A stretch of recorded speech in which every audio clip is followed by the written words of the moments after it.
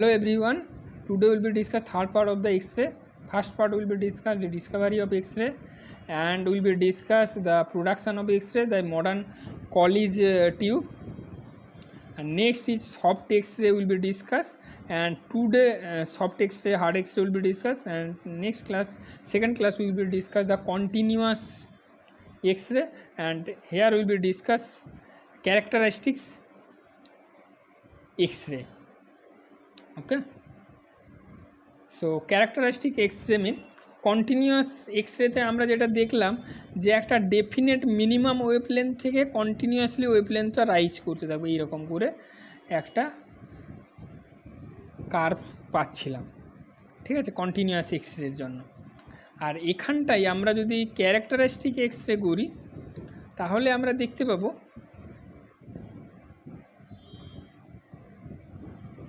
কিছু জায়গায় পিক থাকবে, ঠিক আছে, এইরকম একটা আমি দেখতে পাবো, মানে এইখানটায় একটা পিক দেখো, এখানটা একটা পিক, এখানটা একটা পিক, এখানটা একটা পিক, মানে ধরো এখানটা পি কিউ, এটা যদি আর, এটা যদি এস হয়, এরকম পি কিউ আর এস চারটে পিক আছে ধরো এরকম, ঠিক আছে, এই জন্য একে বলা হচ্ছে ক্যারেক্টারিস্টিক। আচ্ছা, এখানে কী বলা আছে, it consist of a definite well defined wavelength superimpose on continuous spectrum. একটা কন্টিনিউয়াস স্পেকট্রামের উপর ওয়েল ডিফাইন্ড ওয়েভলেন্থ সুপারইম্পোজ করছে। This spectral line generally occur in the form of a small group and are characteristic of the material of the target, ঠিক আছে, এটা কিন্তু target material wise characteristic হবে, তাহলে ক্যারেক্টারিস্টিক এক্সরে ডিপেন্ড করেছে target মেটেরিয়ালের উপর। আচ্ছা, কন্টিনিউয়াস এক্সরে, এবারে এখানটা দেখো, continuous X-ray are there are some sharp rise or peak of the intensity of certain definite wavelength, including indicating emission of large amount of energy of this wavelength, ঠিক আছে, large amount of energy at this wavelength. X-ray of this definite wavelength is called characteristic X-ray, ঠিক আছে। আচ্ছা, মানে আমি যেটা দেখাতে চাইছি সেটা হচ্ছে, আমরা দেখলাম ক্যারেক্টারিস্টিক এক্সরে এইরকম করে ধরে নাও, এইখানটায় এই তিনটে ধরো পিক আছে, এখানটা একটা, এখানটা একটা, আর এইখানটা একটা আছে, এই তিনটে পিক মানে কন্টিনিউয়াস স্পেকট্রামের মধ্যে সাডেনলি এই পিকটাতে এনার্জিটা ম্যাক্সিমাম আছে, ধরো এইখানটায় ই আর এইটা যদি ল্যামডা করো, কোনো একটা পার্টিকুলার ওয়েভলেন্থে তার পিকটা বা এনার্জিটা বেড়ে যাচ্ছে, ঠিক আছে। Continuous X-ray some sharp peak or rise of the intensity or at a certain definite wavelength, indicating the emission of the large amount of energy at this wavelength. Those wavelength X-ray of this definite wavelength are called characteristics X-ray, ঠিক আছে।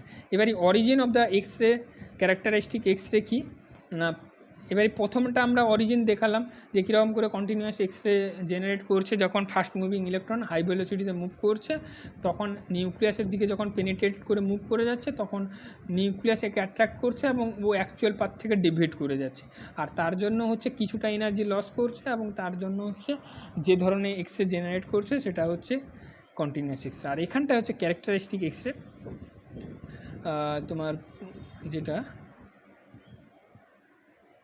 সেটা হচ্ছে few of the fast moving electron having velocity about, যে ইলেকট্রনগুলো move করছে সেটা হচ্ছে 1/10 of the velocity of the light, okay, May penetrate the surface of the atom of the target material, এবং এরা পেনিট্রেট করে দেয় টার্গেট ম্যাটেরিয়ালের ভিতরে, পেনিট্রেট করে দেয়, knock out the tightly bound electron even from the innermost K and L shell of the atom, ঠিক আছে।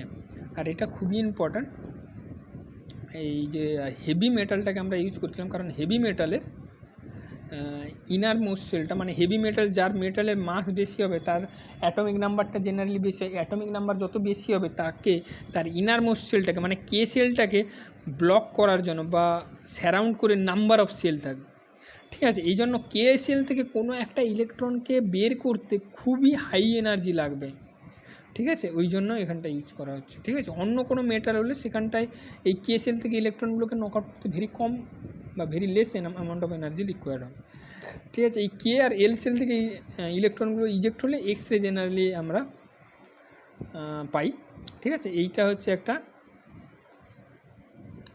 কীরকম করে বের হচ্ছে এটা দিয়েছে, দেখিয়েছে দেখো।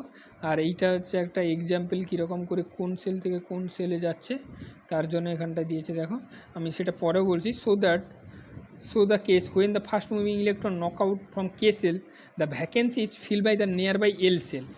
এবারে দেখো কে সেলে এইখানটায় একটা, এইটা হচ্ছে প্রথমে নিউক্লিয়াসের প্রথম পুরো কাছে যে সেলটা আছে সেটাকে কে সেল বলা হচ্ছে। সেখানটায় ভ্যাকেন্সি, ইলেকট্রনগুলো স্ট্রাইক করার জন্য ভ্যাকেন্সি জেনারেট হয়েছে। এই ভ্যাকেন্সিটা ফিল আপ করছে এল সেল, ঠিক আছে। এল সেল যখন মানে এল সেল থেকে ইলেকট্রনগুলো জাম্প করে যখন এই ভ্যাকেন্সিটাকে ফিল আপ করছে, তখন যে ক্যারেক্টারিস্টিক এক্স রেটা জেনারেট করছে তাকে বলা হচ্ছে কে আলফা এক্স রে, ঠিক আছে। এবং এই কে সেল থেকে যে ইলেকট্রনগুলো নকআউট হচ্ছে সেই ভ্যাকেন্সিটাকে ফিল আপ করার জন্য এম সেল থেকে যদি একটা ইলেকট্রন জাম্প করে কে সেলে এবং তার ফলে যে এক্স রেটা জেনারেট করবে তাকে বলা হচ্ছে কে বিটা। ঠিক সিমিলারলি যদি এল সেল থেকে ইলেকট্রন যে হাই এনার্জি ইলেকট্রন নকআউট হচ্ছে সেখানটা যদি নট আউট হয়, সেই ভ্যাকেন্সিটাকে ফিল আপ করে যদি এম সেল থেকে কোনো একটা ইলেকট্রন এসে তাহলে এল আলফা হবে, সেটা যদি এন সেল থেকে আসে তাহলে এল বিটা হবে। ঠিক সিমিলারলি এম সেল থেকে যদি হয় এম আলফা এম বিটা, এইগুলো তোমাদের দিয়েছে, ঠিক আছে। আচ্ছা, নেক্সট দেখো, এইটা হচ্ছে একটা ক্যারেক্টারিস্টিক্স, কী বলবো, ক্যারেক্টারিস্টিক্স এক্স রে স্পেকট্রাম। এখানটা দেখো ওয়েভ লেন্থের সঙ্গে তোমার ইন্টেন্সিটির একটা গ্রাফ করা হচ্ছে এবং ওয়েভ লেন্থটা একটা মিনিমাম ভ্যালু থেকে ধীরে ধীরে যখন বাড়ানো হচ্ছে, কন্টিনিউয়াস আছে কিন্তু কোনো কোনো জায়গায় শার্প পিক দেখা যাচ্ছে। আর এটাই হচ্ছে ক্যারেক্টারিস্টিক। এই শার্প পিকগুলো যেখানটা অ্যারাইজ করছে সেখানটা এনার্জিটা ম্যাক্সিমাম হবে, ঠিক আছে।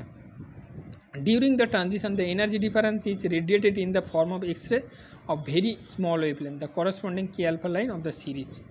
The frequency nu1 of the line is given the relation Ek minus El equal to H nu1.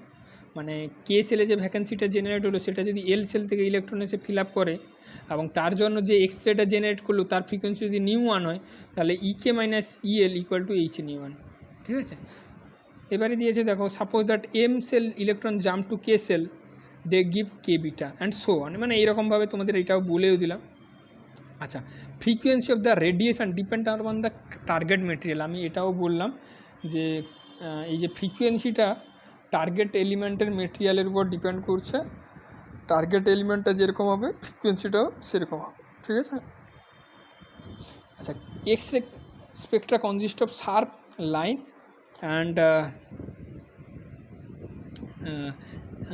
and are the characteristic of the target element material, hence this spectrum is known as characteristic spectra.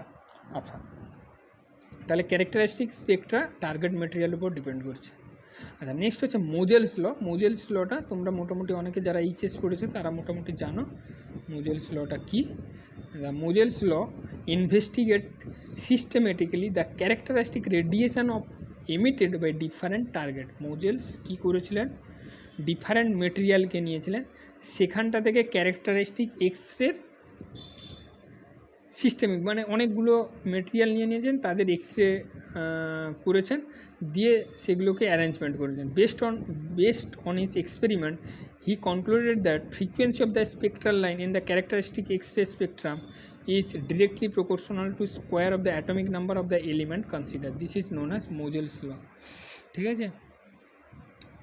আর এটা খুবই important আমি তো বলবো, আর এইটা তোমাদের সবসময় লাগবেও, ঠিক আছে। কারণ হচ্ছে এইটা থেকে তোমাদের পিরিয়ডিক টেবিলে অনেক এলিমেন্টগুলোকে ডিসকভার করা হয়েছিলো এবং এইখানটার জন্যই হচ্ছে পিরিয়ডিক টেবিলে এলিমেন্টগুলোকে যে অ্যাটমিক নাম্বার ওয়াইজ আমরা অ্যারেঞ্জমেন্ট করি সেটা হচ্ছে একটা বড় একটা কনক্লুশন আমরা মোজেলস ল থেকে পড়ি। কারণ হচ্ছে ডিফারেন্ট অ্যাটমিক নাম্বারের এলিমেন্টগুলো ডিফারেন্ট ক্যারেক্টারিস্টিক্স এক্সরে দেবে, ঠিক আছে। আর সেটা হচ্ছে যে ফ্রিকোয়েন্সির ক্যারেক্টারিস্টিক এক্সরে দেবে সেটা হচ্ছে তাদের স্কোয়ার অফ অ্যাটমিক নাম্বারের স্কোয়ারের সঙ্গে প্রপোর্শনাল হচ্ছে, ঠিক আছে। এবারে এই যে এখানটা করেছে nu proportional to Z square, এবারে nu equal to A into Z minus B এর হোল স্কোয়ার, আর A and B the constant depending our the particular spectral line, এগুলো তোমাদের বলছি। আচ্ছা, অ্যাপ্লিকেশান অফ মোজেলস ল দেখে নাও। Any discrepancy of the order of the element in the periodic table can be removed by Moseley's law. কোনো আমরা যখন প্রথমে পিরিয়ডিক টেবিলটাকে ডিসকভার করেছিলাম তখন অনেক জায়গায় ডিসক্রিপেন্সি ছিল, মানে অনেক জায়গায় অনেক এলিমেন্টকে ভুলভাবে বসানো হয়েছিল। সেই ডিসক্রিপেন্সিটাকে রিমুভ করা হয়েছে মোজেলস ল থেকে। Arranging element in the atomic number not according to the atomic mass number. Moseley's law has to lead the discovery of the new element hafnium, technetium and rhenium. এইগুলো তোমাদের নতুন নতুন element কিছু discover করেছে। কারণ হচ্ছে আমি বললাম যে টার্গেট এলিমেন্টের উপর ক্যারেক্টারিস্টিক এক্সরে ডিপেন্ড করছে। এবার ডিফারেন্ট এলিমেন্টের টার্গেট যদি নেওয়া হয় তাদের ডিফারেন্ট ক্যারেক্টারিস্টিক এলিমেন্ট পাওয়া যাবে বা ওয়েভলেন্থ পাওয়া যাবে, তো তার জন্য হচ্ছে এটা। This law has been helpful to determine the atomic number of the rare earth element, ঠিক আছে, and fixing their position in the periodic table. Rare earth এলিমেন্টের পজিশানগুলোকে ফিক্সড করা হয় এখান থেকে। আচ্ছা, এইবারই দেখো লাস্ট যেটা পোর্শনে আমি ডিসকাস করবো সেটা হচ্ছে অ্যাপ্লিকেশান অফ দ্য এক্সরে। কোথায় কোথায় আমরা অ্যাপ্লিকেশান করতে পারি X-ray. X-ray have a number of application with various field of application. It also used and given below. Its medical purpose, X-ray has been used widely for detecting fractures, tumor, presence of foreign matter like bullet etc in the human body, ঠিক আছে এটা। আচ্ছা, তারপর হচ্ছে X-ray also use to diagnosis tuberculosis, stone in kidney, gall bladder, এগুলো use করা হচ্ছে। Many type of skin disease, malignant source, cancer, tumour have been cure by the control exposure of X-ray of suitable quality. এবারে এইগুলোকে কিন্তু আমরা কিন্তু control ম্যানারে কিন্তু এক্সরেকে use করতে হবে, ঠিক আছে, কারণ এনার্জি যত বেশি হবে এগুলো কিন্তু হার্মফুলও আছে, আমাদের শরীরের পক্ষে ভেরি হার্মফুল। তো আমাদের কন্ট্রোল ম্যানারে বা আমাদের সফট এক্সরে ইউজ করতে হবে যাতে এনার্জি অনেকটা কম, যাতে হিটিং করলে আমাদের সেলগুলোকে ডিস্ট্রয় না হয়ে যায়, ইউজফুল সেল যেগুলো আছে, ঠিক আছে। আচ্ছা, তারপর hard X-ray are use to destroy the tumour cell very deep inside the body, ঠিক আছে। আচ্ছা, ইন্ডাস্ট্রিয়াল অ্যাপ্লিকেশান দেখো, X-ray are use to detect the defect or flaws within the material. অনেক সময় দেখবে এগুলোকে খুব ইম্পর্ট্যান্ট। ঘরের ভিতরে কোনো একটা জায়গায় ধরো বাড়ি তৈরি হয়েছে, একটা ঘরের বাড়ির ভিতরে ধরো ইট আছে, এরকম এইখানটায় ইট আছে, তো ইটগুলোতে কী হয় কন্টিনিউয়াসলি এরকম বসে থাকে, ঠিক আছে। এবারে এখানটা যদি কোনো জায়গায় ফাঁকা থাকে, মানে ধরো এই পোর্শনটা পুরোটা যদি ফাঁকা থাকে,